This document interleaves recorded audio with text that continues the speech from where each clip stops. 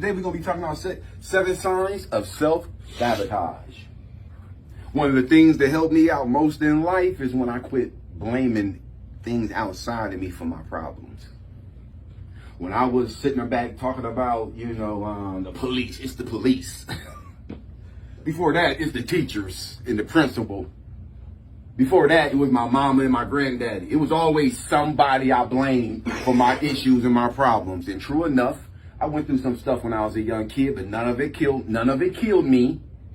So to go through life with a handicap because I went through some stuff when I was a kid, and I'm going to use that as an excuse for the rest of my life to not show up for myself, doing an injustice to yourself, a disservice to yourself. Word of the day is self-oriented perfectionism. That's what a lot of people suffer from. A lot of people online nowadays, they want to come off as perfect. And you ain't gonna never be perfect. You ain't gonna never do everything right. You ain't gonna never say everything right. As long as you live on this earth, you will never, ever, ever achieve perfection. So in order to spend your life trying to attain perfection, you're just wasting your time. Self-oriented perfectionism. Someone who is perfectionistic. Someone who is perfectionistic. The belief you need to be perfect no matter what happens. Saying of the day, the early bird always gets the worm. What do y'all think of when y'all hear that? Huh? My grandma used to always tell me. Your grandma used to say that a lot? Yeah, the early bird always gets the worm, which means get up early. First in line is the first one in the door. First come, first serve. Come on. So, this talk is for educational purposes only and is not a substitute for professional advice, treatment, guidance, or diagnosis. If you or someone you know is experiencing a mental health crisis, substance use and abuse, or suicidal thoughts, dial 988. 988 is available 24/7 nationwide and staffed by trained crisis counselors who are just a text or a call away. I want to say thank you to my 2 people here. They worked late last night. They actually can be in the bed sleeping, but they chose to come to crew. So, kudos to them. Good stuff. 7 signs of self-sabotage. Have you ever had one of those days when you just can't make anything work? It started off bad and it just gets worse after that. I've had it. I think we all have had that. We wake up late and this sets a shadow on the rest of our day. Everyone has days like that, but what if you can't get out of your own way? Everyone has days like that, but what if you can't get out of your own way? If you find that most of your days are one of those days, you're probably sabotaging yourself. If you're having a bad day every day, it's probably you doing it to yourself. It can't be the whole world. Wrecking our own potential success is not just a byproduct of low self-esteem. Wrecking our own potential success is not just a byproduct of low self-esteem. It also takes a toll on our relationships. It takes a toll on our health. It takes a toll on our finances. And it takes a toll on our career. A person who self-sabotages themselves, at the root of that has low self-esteem. Oh, here we go. 7 signs of self-sabotage. Number 1, you're too hard on yourself. We are our biggest critics. Sometimes we are our biggest problem. Remember that self-talk we talked about last week? We do that to ourselves. I'm too fat. I'm too tall. I'm too short. I'm too skinny. I'm too black. I'm too light. My nose too big. My nose too small. My arms too short. It be some silly stuff people be tripping about, bruh. And it all be up here. Because once you fix one thing, it's just a hamster wheel. You back trying to fix something else. You're going to find something else wrong. You ain't gonna never find that perfectionism. People like this are constantly putting themselves down or picking apart everything they do. Did y'all hear that last part? People like this are constantly putting themselves down or picking apart everything they do. They are not able to let their own mistakes go and replay everything they do wrong. You're in a loop. You constantly ruminating on your mistakes. You're constantly haunting yourself with the past. Your mistakes are the past. Hey man, come on man, don't be doing that. Help the chair, baby. Got him. I had to do that. I'm sorry. I had to do it. All right, so people like this are constantly putting themselves down or picking apart everything they do. They are not able to let their own mistakes go and replay everything they do wrong in their mind. Self-oriented perfectionism leaves you feeling like you'll never be good enough. And then you start adding in all that other stuff you ruminate on. Look how old I am right now and I'm not where I want to be. Come on. That's enough. What I've been doing with all my life. I'm 30 and I ain't where I need to be. Lord have mercy. Life ain't gonna get better. I'm 40 and I haven't gotten it yet. I'm not rich yet. I don't have that mansion yet. I don't even have a woman in my life yet. I don't have a good relationship with my kids. What are all the things you think about that helps tear you down every day? Stuff that you can't even control. People like this are constantly putting themselves down or picking apart everything they do. They are not able to let their own mistakes go and replay everything they do wrong. Self-oriented perfectionism leaves you feeling like you'll never be good enough. This is because the end goal of perfection is unrealistic to attain. That's why you're on the hamster wheel, because you want to be perfect, but you ain't gonna never get it. That's why you feel so defeated, because you set the bar up here. I have to be perfect. See, what we talked about last week is self-esteem is small success. You go out there and get your ID. You go out there and get your learner's permit. You go out there and get you a food card. You go out there and apply for your birth. Those are little successes that help build on bigger success. That's how you lift your self-esteem, with small successes, and then it starts to snowball. I guarantee you that. This is because the end goal of perfection is unrealistic to obtain. Because sometimes when you're trying to get your life together, you're going to go for some job interviews and they're going to say no. And either you're going to sit back and complain and lick your wounds and cry, but what you need to be doing is saying, you know what, I'm getting closer. Because the fact that you went out there and walked into somebody's establishment and had a conversation with that person, that's a small success. Even if you get a no. Y'all better come on with me today, man, because we finna be riding in a minute. Y'all better strap in, bro, because I got a lot more stuff to get through. This is because the end goal of perfection is unrealistic to attain. Not surprisingly, constantly feeling as though you don't measure up leads to lower self-esteem and higher feelings of failure.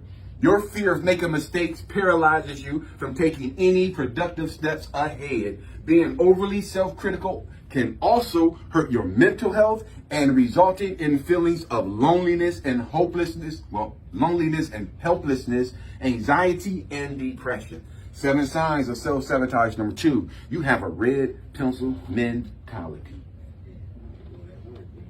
Yep. Red pencil mentality. You're always quick to point out the negatives. Even when good things are happening, you only want to focus on that. Let me find out something bad about this good thing that just happened. Let me pick apart this good thing just happened, because that's how I think. There's always a mistake and there's always a problem in everything.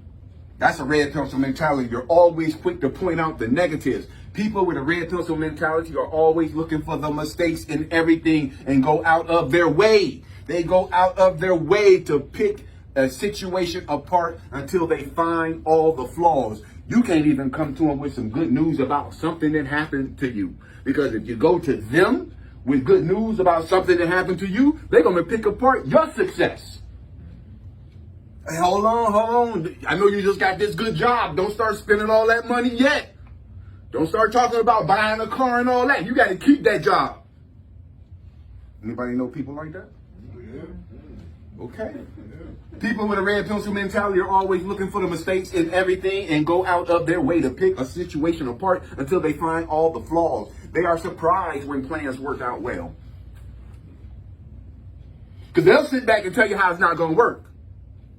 And you go through it anyway and come out on the end and become successful. And they sit around like, wow, how did that happen? They can't believe it. They are surprised when plans work out well. Pessimism doesn't just sabotage your goals and relationships, but it can also be bad for your health. A study found that people who consider themselves as pessimistic were 2.2 times more likely to die of coronary heart disease than more optimistic participants. People who go through life like that, you're going to affect your health, your physical health. 7 signs of self-sabotage. Number 3, you always wait until the last minute to do something. You don't show up for yourself. You put stuff off over and over and over, and then you got to rush to get it done. Instead of being proactive, you are a reactive person. You always trying to pull some stuff together. You always doing damage control. And the only reason you got to try to pull stuff together now at the last minute, the only reason you got to do damage control now at the last minute, because you didn't do what you were supposed to do when you were supposed to do it. And now that's normal for you. That's normal to be like that or be in that mode. Damage control mode. That's like you got a little toothache, your tooth hurt just a little bit. You go to the dentist. Dentist say to you, hey, just get an x-ray. You got a little cavity in the back of there. I can go ahead and drill in there, fill it in, take care of it for you right now. I got to go back to work. They only gave me a half hour for my lunch break. Why would you go there? All right, so you leave the dentist, you forget about that, keep putting it off. Now you got a crater-sized hole in your tooth. Now it's done spread to 3 other teeth. Now to save all those teeth, you got to go to the dentist. He got to take this out. He got to do a root canal. Now your face like this on the side of your mouth.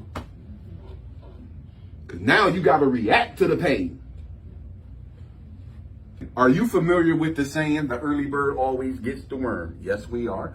People who self-sabotage don't respect this idea because procrastination is putting off a task until it is critical. Avoiding a task because you don't feel up to it is normal from time to time.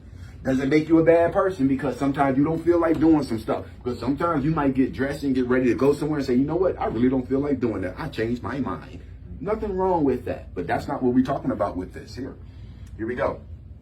So, by being a procrastinator, you end up being dissatisfied with everything you do. Research shows that people who describe themselves as procrastinators report higher levels of stress and anxiety. They also are more prone to depression. 7 signs of self-sabotage. Number 4, your life is disorganized. Your room is unorganized. Your house is unorganized. Your car is unorganized. Your clothes are unorganized. Everything about you is a mess because basically what it is a reflection of what's going on in the inside of the man.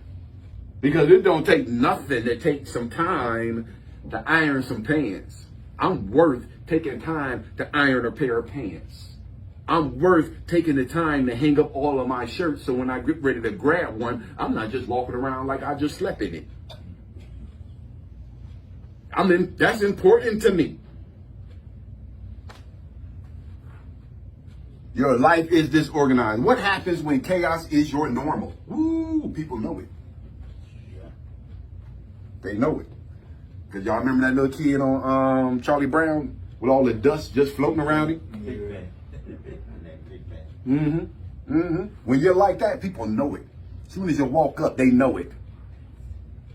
And I ain't even talking about some of them rich dudes who walk around with, they got about 12 same color shirt, 12 same color pants, and you look at them every day, they wearing the same thing, and you're like, that's the same outfit. No, they got a lot of those same outfits, and they always clean. You just don't care about being flashy. You know who else don't like a flashy look? Einstein? Yeah. God. Better read your Bible, because he already know you ain't all that. He already know you ain't all that. And you got a nerve to act like you somebody because you put something on. What happens when chaos is your normal? Are you constantly late or miss important deadlines? If you feel like your life is all over the place, you might be sabotaging yourself in several ways. Being disorganized also lowers your self-esteem.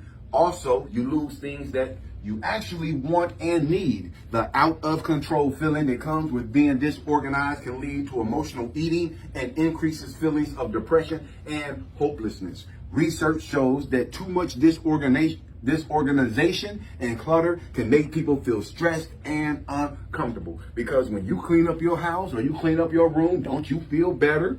I know I do. Go clean your car out. Get that plate and the fork out of there that's been back there for like a month with them ants crawling on it. Get that out of there. You know, go and shampoo the car, do the tires, and do the inside and wipe it down with some Armor All. They look all nice and shiny for about a day. But you feel better. Yeah, you feel better. 7 signs of self-sabotage. Number 5, you don't feel authentic. You don't feel like you keeping it real. Oh man, that got to be a bad feeling to feel like you don't keep it real. You're not being authentic, feeling like you a phony. It's called imposter syndrome. It's an actual word. Imposter syndrome. Here we go. You don't feel authentic. People who sabotage themselves are pros at doubting themselves and their abilities. They don't believe in themselves. They find it hard to give themselves credit for anything. If this sounds like you may suffer from imposter syndrome, which means you feel like a phony. Feeling like a phony can lead to self-sabotage. People who don't feel authentic don't try for jobs. They don't try for the promotions. They don't try to go out for roles. They don't try for relationships that they want. And they don't reach out to others because they often feel as if no one wants to hear what they have to say. They don't honor their own boundaries or speak up for themselves when others treat them badly. They often play it small because they feel like others are just putting up with them. Does that sound familiar? Yeah. Wow, that was a lot. 7 signs of self-sabotage. I hope some of y'all hearing this today. Because you got to get out your own way, bro. They don't honor their own boundaries or speak up for themselves when others treat them badly. They often play it small because they feel like others are just putting up with them. 7 signs of self-sabotage. Number 6, you have a habit of overdoing it. You're doing too much. And if you're doing too much, know what you probably should be doing? Concentrating on what you need to be doing for you. You have a habit of overdoing it. It turns out that constantly being messy and extra can take a toll on your mental health. Because if you stole me some money, if you stole money from me, if you lied on me, if you betrayed me, disrespected me, that's all it took for me to find out who you were. Thank you, God. Thank you. Now I can cut you out of my life. And I'm not even mad at you. Because it don't take nothing for me to move on without you. It turns out that constantly being messy and extra can take a toll on your mental health. Overcommitments lead to self-sabotage in a variety of ways. Taking on too much leads to not being able to finish everything you start. The feelings of guilt and obligation associated with overcommitment make it difficult to speak up for yourself or set healthy boundaries. Overcommitment sets you up to constantly put yourself last, which just makes stress worse. 7 signs of self-sabotage, and the final one, you are burned out. You're burned out. Living in a constant state of stress and exhaustion can lead to what psychiatrists call burnout. Burnout feels like running in quicksand. The constant stress and exhaustion from burnout can lead to some serious self-sabotage like mental and physical illnesses, relationship troubles, and even hurt finances. Being burned out can hurt your finances because you end up calling off from work. All right, 7 signs of self-sabotage. Number 1, you're too hard on yourself is number 1. Number 2, you have a red pencil mentality. You're always looking for the mistakes. Number 3, you always wait until the last minute to do something. Number 4, your life is disorganized. How many people feel like that right now? It's better than it was. It was way better than it was. So a lot of this stuff brought up in this kind of mentions how like the more stress you have and the more like these that build up, like the more you procrastinate, the more you do stuff like that. It reminds me of this phenomenon where you're in fight or flight, right? It's a natural response to your brain, but Natural response to stress. yeah, after a while of being in fight or flight so often, it just burns out to where you're constantly in that state and you're just like numb to it all. And a lot of that can happen from experiencing these things and stuff like that. Good point, bro. Good point. Man, the one, number 5, you don't feel authentic. I think I've had to deal with that from time to time. It feels like everybody else had this shit together with me. You try to fit in rather than appreciating yourself. Being here, it's helped me to learn and appreciate myself a lot more.